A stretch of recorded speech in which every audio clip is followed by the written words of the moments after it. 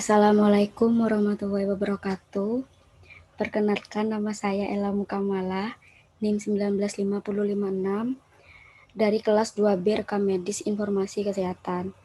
Di sini saya akan menjelaskan materi mata kuliah Anatomi Fisiologi yang berjudul Gangguan Fungsi Istilah Medis dan Tindakan yang terkait meliputi kehamilan, persalinan, dan nifas. Dosen pengampunya yaitu Ibu Retno Dewi Prisusanti, S.St. MPh.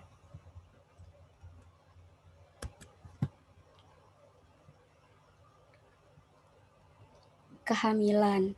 Kehamilan merupakan hal yang fisiologis bagi semua wanita yang berada pada usia reproduksi sehat. Tetapi tidak semua kehamilan normal sepenuhnya tanpa penyulit, sehingga muncul paradigma baru dalam mensejahterakan.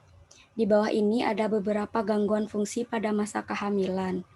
Yang pertama yaitu hiperemesis gravidarum, bisa disebut mual dan muntah. Mual sendiri adalah perasaan yang tidak menyenangkan terkait merasa sakit atau mendorong untuk muntah. Sedangkan muntah adalah pengeluaran isi lambung melalui mulut akibat spasme otot tidak sadar. Penyebabnya, ketika sel telur yang sudah dibuahi menempel pada dinding rahim, tubuh akan memproduksi hormon human chorionic gonadotropin. Hal ini yang diduga menyebabkan mual. Tindakannya yaitu dengan meminum air putih maupun air jahe sedikit demi sedikit. Yang kedua, hindari makanan padat, sebaiknya makan makanan ringan seperti roti tawar dan biskuit. Yang ketiga, hindari aktivitas setelah makan. Yang keempat, hindari makanan yang berminyak, manis, dan berlemak.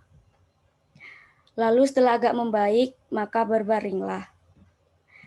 Jika tindakan di atas kurang cukup, maka konsumsi obat yang dianjurkan dokter seperti vitamin B6, doksilamin, dan proholorperasin. Yang kedua adalah abortus spontan yang bisa disebut keguguran. Abortus spontan merupakan abortus yang terjadi secara alamiah tanpa intervensi luar untuk mengakhiri kehamilan tersebut.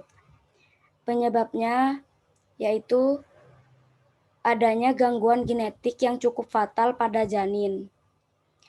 Tindakan yang biasa dilakukan yaitu dengan melakukan aborsi yang dikeluarkannya janin dari embrio pada ibu hamil tersebut. Yang ketiga ada oligohydramnion, yaitu kurangnya air ketuban. Penyebabnya beragam, bisa dari kelainan yang dialami oleh janin, seperti saluran kemih, kelainan kromosom, dan janin menelan cairan amnion secara berlebihan.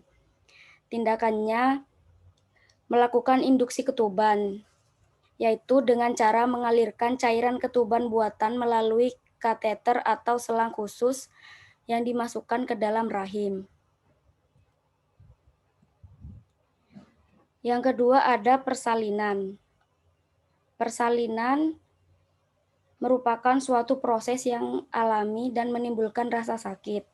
Namun banyak wanita yang merasakan sakit tersebut lebih parah dari seharusnya karena banyak dipengaruhi oleh rasa panik dan stres.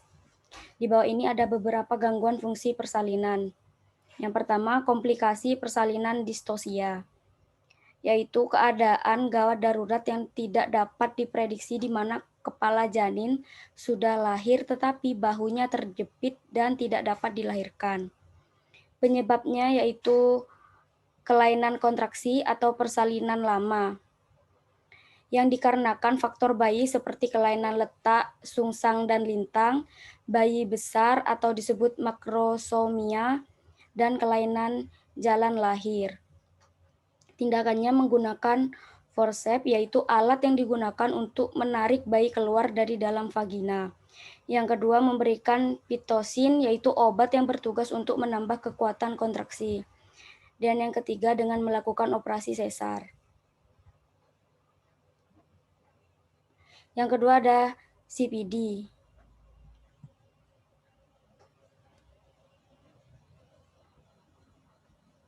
CPD adalah kondisi ketika kepala bayi tidak mampu melewati panggul ibu.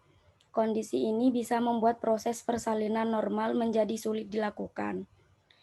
Tindakannya melakukan dengan seksius cesarea, yaitu suatu tindakan untuk melahirkan bayi dengan berat di atas 500 gram melalui sayatan pada dinding uterus yang masih utuh. Yang ketiga, yaitu nifas. Nifas adalah darah yang keluar dari rahim yang disebabkan melahirkan atau setelah melahirkan. Darah nifas keluar selama 40 hari setelah melahirkan.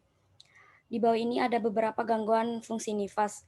Yang pertama, postpartum hemorrhage, yaitu perdarahan lebih dari 500 cc yang terjadi setelah bayi lahir bervagina atau lebih dari 1000 cc setelah persalinan abdominal dalam 24 jam dan sebelum 6 minggu setelah persalinan. Penyebabnya biasanya disebabkan oleh sisa plasenta, partus lama, perenggangan uterus yang berlebihan, oksitosin, drip, anemia, dan persalinan dengan tindakan. Kemudian tindakan yang biasa dilakukan yaitu dengan melakukan balon kateter Foley, pijat dan infus oksitoksin, dan menarik plasenta. Yang kedua ada endometritis atau infeksi rahim, yaitu peradangan yang terjadi pada organ reproduksi yang disebabkan oleh masuknya mikroorganisme atau virus ke dalam organ reproduksi setelah persalinan dan masa sesudah persalinan kelahiran bayi. Tindakan yang dilakukan untuk mengobati infeksi rahim yaitu dengan memberikan obat antibiotik. Terima kasih atas perhatiannya. Mohon maaf apabila ada salah kata. Wassalamualaikum warahmatullahi wabarakatuh. Waalaikumsalam warahmatullahi